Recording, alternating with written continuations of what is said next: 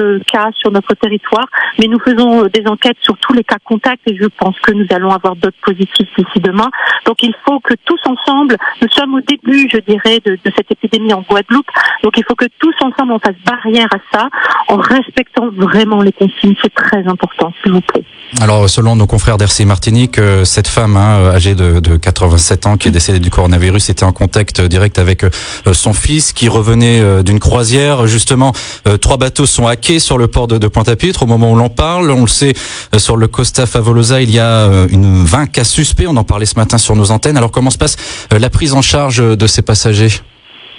Écoutez, donc ils sont en train de débarquer actuellement. Donc on leur avait donné un questionnaire qu'ils ont rempli, bien sûr en détail.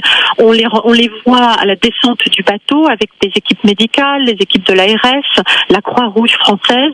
Et puis on leur explique un petit peu, bien sûr, toutes les mesures à prendre. Et on leur a bien indiqué que le confinement pendant 14 jours est indispensable. Ils ne doivent pas recevoir des amis, ne doivent pas aller voir leurs parents. Il faut vraiment que pendant 14 jours, ils restent à la maison. Alors, concernant les cas suspects, est-ce qu'il s'agit de membres d'équipage, de passagers guadeloupéens ou d'autres nationalités ?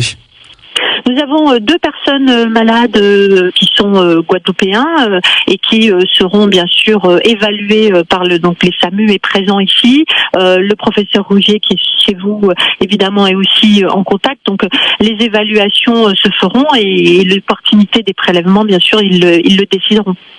Sur les 2 autres navires, le Costa Magica, qui était au cœur de la controverse ces derniers jours, hacké depuis vendredi soir, et le MSC Preciosa, arrivé ce dimanche, comment ça se passe pour ces bateaux ? Écoutez, le Magica est reparti puisqu'il a été vidé totalement de ses passagers. Donc tous les passagers ont été, soit ils étaient résidents en Guadeloupe et ils sont confinés à la maison aujourd'hui, soit ils ont pris des vols charters pour entrer dans leur pays d'origine. Pour ce qui concerne le MSC, oui. sa déclaration maritime santé est parfaitement négative. Donc on a travaillé avec eux, en lien avec eux. Donc à ce jour, nous n'avons pas de cas déclarés ni suspects sur ce bateau. Voilà. Et pour actuellement celui qui débarque évidemment, donc on en a parlé juste à l'instant.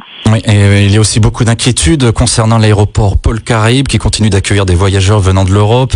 Quel est le dispositif mis en place et doit-on envisager une fermeture de l'aéroport avec les ralentissements des lignes long courrier dans les prochains jours ?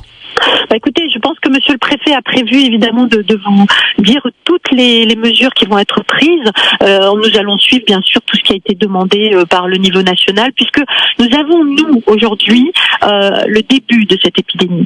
On voit qu'en métropole aujourd'hui, ça va très vite, ça double presque chaque jour, voire ça peut augmenter encore plus vite.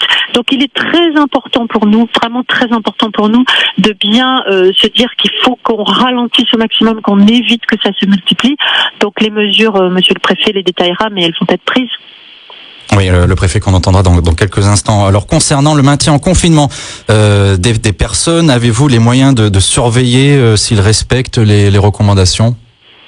Il faut comprendre une chose, c'est que le confinement, donc on doit rester à la maison, donc évidemment on a la possibilité d'avoir un arrêt de travail tout simple, c'est-à-dire c'est l'employeur qui déclare, l'assurance maladie s'en occupe, donc après on reste à la maison. Nous, l'ARS, on a une cellule contact, on leur donne un numéro de téléphone, donc ça leur permet de pouvoir nous contacter à tout moment lorsqu'ils ont des difficultés ou des questions. Ils peuvent aussi contacter le 15 si vraiment ils ont des symptômes qui leur paraissent graves. Ils peuvent aussi bien sûr contacter par téléphone le numéro d'information nationale.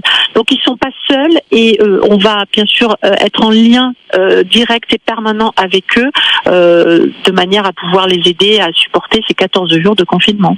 Alors la ministre des Outre-mer Annick Girardin a annoncé cet après-midi l'application du stade 3 du plan épidémie sur nos territoires à partir de la nuit prochaine. Quelles sont les mesures qui vont être appliquées en Guadeloupe d'un point de vue sanitaire ? En fait, si vous voulez, ça fait effectivement une différence, c'est-à-dire que on se dit qu'à partir du moment où il y a un stade épidémique avec une évolution, il faut vraiment renforcer toutes les mesures barrières et donc le confinement. Donc ça, c'est une première chose et le préfet le détaillera. La deuxième chose, c'est évidemment les rassemblements et donc ça aussi, il le détaillera. Mais pour le champ de la santé, ce qui est important, c'est de comprendre que à un moment donné, on ne va pas dépister tester systématiquement tout le monde.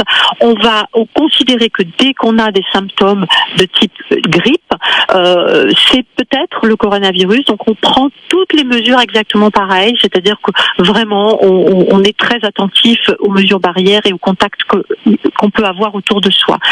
Ensuite, nous, on va se concentrer sur les cas les plus sévères et les plus graves, de façon à éviter, bien sûr, que des personnes meurent sur notre territoire.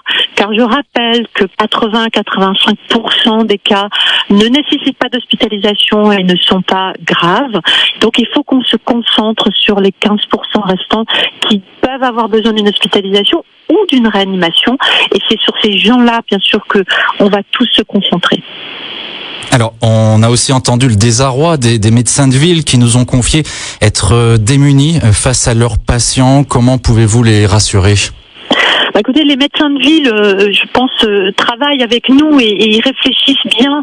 Je sais, réfléchissent à des solutions, des possibilités de prise en charge.